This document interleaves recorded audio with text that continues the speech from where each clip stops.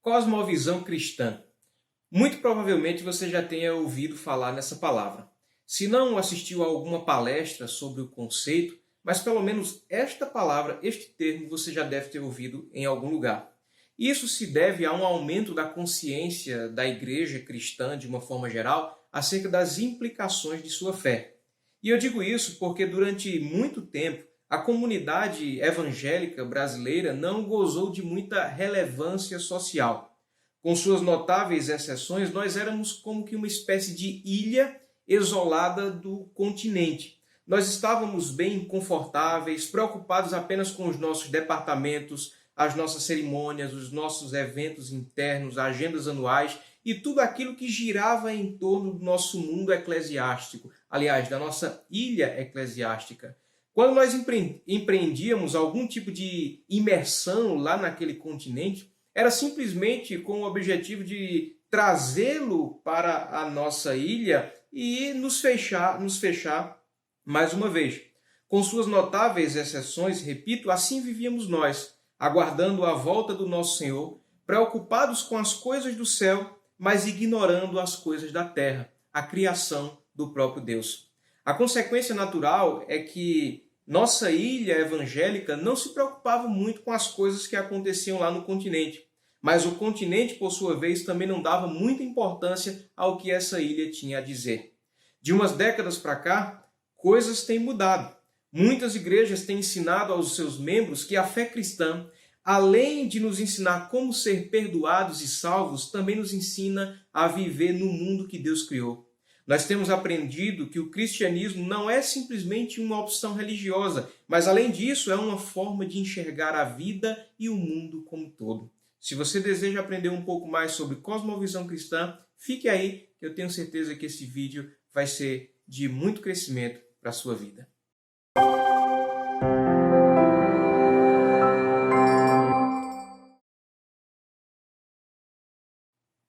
Bom, o que é cosmovisão, de início?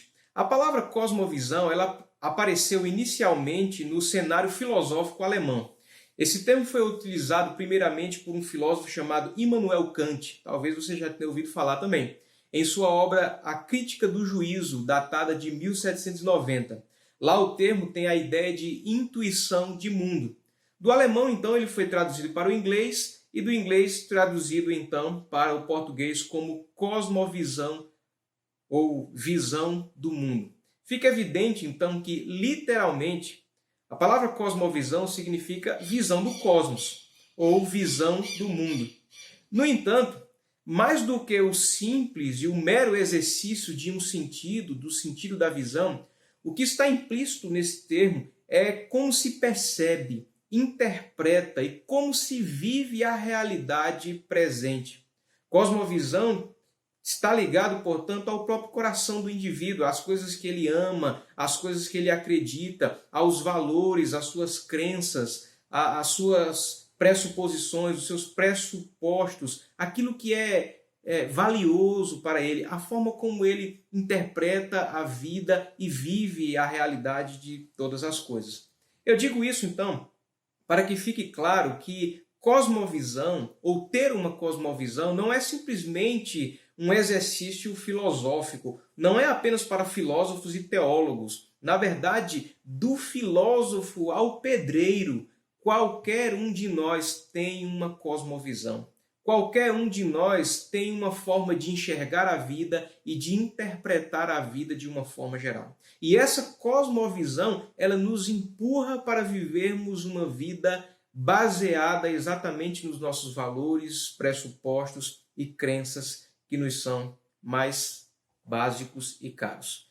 Qual é a importância, então, de se falar sobre cosmovisão, já que todos nós carregamos uma? Bom, eu poderia destacar, para responder essa pergunta, duas questões. Questões apologéticas e questões práticas. Quando nós falamos sobre questões apologéticas, nós devemos lembrar que a oposição que o cristianismo enfrenta hoje em dia não está mais confinada a algumas doutrinas específicas. Não é simplesmente mais o suposto conflito com as ciências naturais. Na verdade, muito além disso, a oposição que o cristianismo enfrenta está ligada a toda a forma do cristianismo de enxergar e de interpretar o mundo e a humanidade de uma forma geral. Ou seja, não se trata simplesmente de detalhes, mas de princípios. É a forma abrangente, total, holística do cristianismo enxergar e interpretar a vida que é colocada em xeque.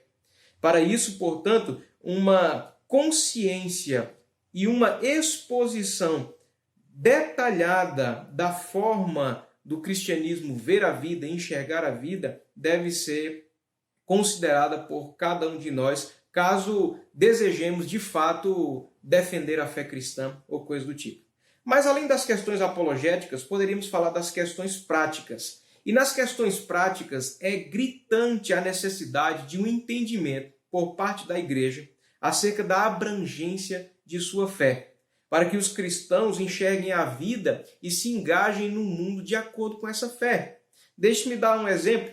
Não é raro que muitos cristãos acreditem que o seu serviço a Deus é simplesmente aquele que se realiza nos finais de semana, por intermédio dos departamentos da igreja, por exemplo. Estes cristãos consideram que ali está o seu serviço santo, ali está o trabalho que glorifica a Deus, ali está o trabalho que de fato rende frutos para a glória de Deus e rende frutos para o reino de Deus. Por outro lado, aquilo que eu faço durante a semana, o meu trabalho de segunda a sexta, faz parte da condição enfadonha da natureza humana, que precisa penar para trabalhar, aliás, penar para comer e vestir. Tal pessoa não vê a hora de se livrar dessa condição enfadonha e entrar no céu, onde, acredita ele, viverá eternamente descansando em berço esplêndido. Ainda há outros que até se engajam nos trabalhos do dia a dia, mas fazem isso por razões diversas, porque eles acreditam que a sua fé faz parte de sua vida privada, faz parte do que ele vivencia na sua casa e na sua comunidade, na sua igreja, e isso não pode ter nenhuma relação com aquilo que ele faz durante a semana de segunda a sexta. Uma coisa não tem nada a ver com a outra. A fé é privada e não pode influenciar aquilo que eu faço. Tal pessoa está criando compartimentos diferentes em sua vida. Isso aqui que eu realizo é o sagrado, isso aqui que eu realizo é o profano. Isso é tudo que o sistema anticristão mais deseja, que nós acreditemos nisso para deixar de influenciar tudo aquilo que fazemos com os princípios de nossa fé. A cosmovisão cristã, portanto, é de extrema necessidade. Nós precisamos pensar sobre isso, conversar sobre isso, para que possamos perceber que a nossa fé, ela traz princípios que devem ser vividos em tudo aquilo que nós fazemos. Deixe-me dar um exemplo histórico que vai ficar mais claro ainda a importância da cosmovisão cristã. É simplesmente impossível falar sobre cosmovisão cristã sem citar o exemplo do Abraham Kuyper. Quem foi Abraham Kuyper? Abraham Kuyper foi um pastor, sim, um pastor comum, um cristão comum que queria servir a Deus, queria glorificar a Deus e queria servir ao próximo, queria glorificar a Deus na criação de Deus. Então, Abraham Kuyper, ele foi descrito pelos seus amigos como uma dádiva de Deus para aquela era. E pelos seus oponentes, ele foi descrito como um oponente ou um adversário de 10 cabeças, tal era a sua capacidade de pensamento, de raciocínio, e alguém com uma centena de mãos, tal era a sua capacidade de produzir coisas para a glória de Deus. Pois bem, ele era um pastor da Igreja Reformada Holandesa que, inconformado com os rumos de sua nação e guiado pela consciência da soberania divina, decidiu empreender todos os esforços possíveis para glorificar a Deus em várias esferas da criação. Esfera, inclusive, era um tema, um conceito muito trabalhado e muito querido por ele. Então, na prática, o que é que ele fez? Vamos lá. Se o problema que Kuyper identificou, se o problema era com o currículo desviado dos princípios bíblicos oferecidos pelas universidades da época, o que é que ele faz? Ele simplesmente fundou uma universidade no ano de 1880, a Universidade Livre de Amsterdã. Uma universidade comum que iria iniciar o povo ensinar o povo as ciências, a filosofia, a teologia, tudo isso com base nos princípios da fé cristã. Essa universidade existe até hoje, você pode pesquisar sobre ela, e no ano de 2018, inclusive, ela chegou a ser considerada a melhor universidade de Amsterdã, fundada por um pastor que tinha consciência que precisava trabalhar para a glória de Deus. Para por aí? Não. Se o problema era não poder confiar nos meios de comunicação, na mídia e em seu exercício jornalístico, perceba que essa treta não é apenas de hoje, isso já existia. O que é que Kuyper faz? Funda um jornal e passa a publicar nesse jornal semanalmente sobre política, cultura, religião, educação e uma série de assuntos. Para por aí? Não. Se o problema agora era os rumos políticos de sua nação, o que é que ele faz? Fundou um partido político, o chamado Partido Antirrevolucionário. E através desse partido, ele se tornou o primeiro-ministro da Holanda dos anos de 1901 a 1905. Isso mesmo, aquele pastor comum chegou a conduzir a Holanda, a ser o primeiro-ministro da Holanda. Bom, a vida de Kuyper nos ensina que não adianta se dizer inconformado com os rumos deste século sem se levantar do sofá para fazer alguma coisa. A força motor do trabalho deste homem era a sua consciência da soberania do Deus bíblico sobre todos os aspectos da realidade, da vida, do pensamento e da cultura. É dele a famosa frase: não há uma só polegada quadrada no domínio total da nossa existência sobre a qual Cristo, que é soberano sobre todas as coisas, não diga: isto é meu. Ele entendia que o universo pertence a Deus e as suas esferas também. Deixe-me citar para você um trecho pequeno de um dos seus discursos apaixonantes que mostravam exatamente a sua gana de trabalhar para a glória de Deus. Ele diz o seguinte: um desejo tem sido a paixão dominante da minha vida. Um motivo elevado tem agido como estímulo sobre minha alma e mente. E antes que eu busque declinar dessa necessidade sagrada colocada perante mim, que o sopro da vida me deixe. Consiste no seguinte, que apesar de toda a oposição mundana, as santas ordenanças de Deus sejam novamente firmadas nos lares, mas não apenas nos lares, nas escolas e também no Estado, para o benefício do povo, para que, por assim dizer, possamos gravar na consciência da nação as ordenanças do Senhor, das quais testemunham a Bíblia e a criação, até que a nação volte a render novamente homenagens a Deus. Emocionante, não é? Perceba então quais são as implicações de ter uma cosmovisão cristã, e não apenas de tê-la, mas de agir na vida com base nela. A igreja precisa perceber as implicações de sua fé, precisa empreender todas as atividades da vida com base nela. Caso contrário, não poderemos reclamar das consequências posteriores. Exemplos? Nós entregamos a educação dos nossos filhos nas mãos de um sistema que é guiado, muitas vezes, por uma cosmovisão apóstata, idólatra, afastada dos princípios da palavra de Deus. E depois nós reclamamos quando as cabeças desses meninos estão cheias de ideologias nefastas. Outro exemplo, nós consideramos a arte apenas quando ela diz respeito a algum hino religioso ou a algum objeto de culto.